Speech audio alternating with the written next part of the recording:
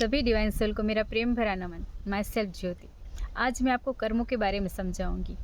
तो कर्म 3 प्रकार के होते हैं।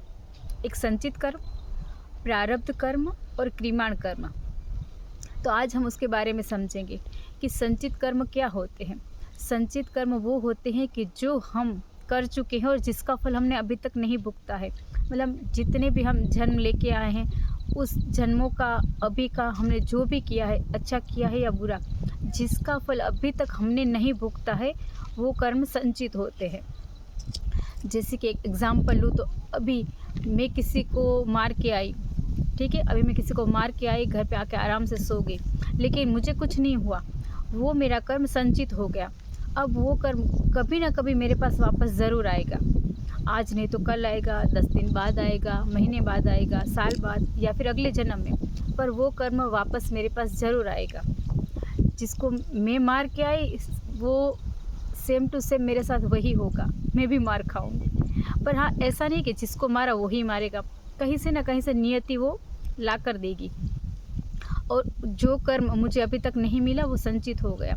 और दूसरा एग्जांपल ये लूँ कि अगर मैं मेरा ही लेती हूँ, किसी का नहीं बोल रही हूँ। मतलब अगर मैं किसी को मार के आई और उसने भी मुझे एक चाटा लगा दिया, मैंने भी उसको लगा दिया, तो वो कर्म वहीं पे ख़त्म हो गया। मतलब वो कर्म संचित में नहीं जाएगा।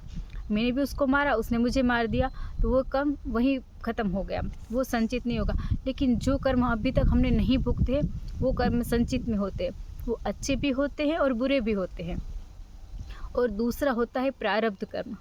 प्रारब्ध वो है जो हम अभी भुगत रहे हैं। हम जो कर्म करके आए हैं उसके हिसाब से फिर हमें एक लाइफ मिलती है। उस लाइफ के हिसाब से हमें वो प्रारब्ध भुगतना होता है। उसमें से थोड़े अच्छा प्रारब्ध होता है हमारा, कुछ बुरा होता है, वो साथ में मिलके एक लाइफ हमें मिलती है। जो अभी का है वो प्रारब्ध है। अभी हम सुख में जी रहे हैं, दुख में जी रहे हैं, हम जैसे भी जी रहे हैं वो हम अपना प्रारब्ध भुगत रहे हैं। और तीसरा है क्रियमाण कर्म। क्रियमाण कर्म टोटली हमारे हाथ में होता है, जो हम अभी वर्तमान में कर रहे हैं।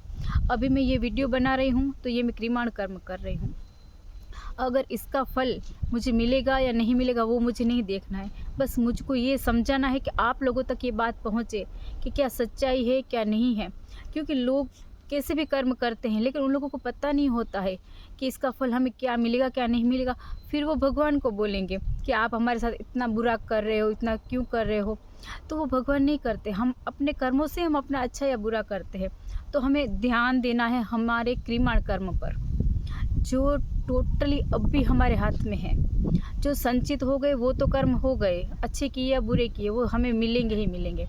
प्रारब्ध तो अभी हम भुगत रहे हैं, मरेंगे तब तक हम भुगतना है। और अभी हाथ में है हमारे क्रियमाण कर्म, जो हमें अच्छे करने हैं। जितने अच्छे हमारे ये कर्म होंगे उतनी अच्छी हमारी आगे की लाइफ होगी, आगे का फ्यूचर होगा। इसी लाइफ का फ्यूचर भी होगा, आगे की लाइफ भी होगी, हमारे इस कर्मों के आधार पर। तो हमें किसी के ऊपर ब्लेम नहीं करना। अगर अभी आपको कोई दुखी कर रहा है तो वो आपके ही कर्म की वजह से कर रहा है, उसमें उसकी कोई गलती नहीं है। कभी ना कभी आपने कुछ बुरा किया होगा तो वो बुरा करे। इसलिए मैं ये समझाना चाहती हूँ कि आप किसी के ऊपर ब्लेम मत करना कि इसने मुझे मारा, इसने मेरा ये नुकसान कर दिया, इसने मेरी लाइफ बिगाड़ दी। किसी ने कुछ नहीं किया, जो किया वो हमने किया है। हमने अपनी लाइफ हाथ जानबूझ के बिगाड़ी है। तो कब बिगाड़ी? जब हमें इन बारे में पता नहीं था। अब हमें ये सब चीज़ें पता चल रही है, तो हम अपना ये कर्म सुधार ले, जो क्रियमाण कर्म है। तो ज़्यादा से ज़्यादा हमें उस पर फोकस करना चाहिए, हमारे क्रियमाण कर्म पर। क्योंकि अभी की जो आपकी लाइफ है, अभी आप जो कर्म करोगे उसके हिसाब से आप अपनी आगे की लाइफ सुधार पाओगे। यकीन मानो कि जिसका वर्तमान अच्छा है ना, उसका फ्यूचर भी अच्छा है। और जिसका वर्तमान अच्छा नहीं है, तय कर लो उसका फ्यूचर भी अच्छा नहीं है।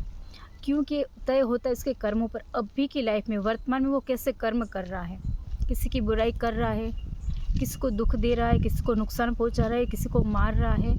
अगर वो ऐसे कर रहा है तो आगे की लाइफ डेफिनेटली उसकी ख़राब है, ये मान कर ही चलो।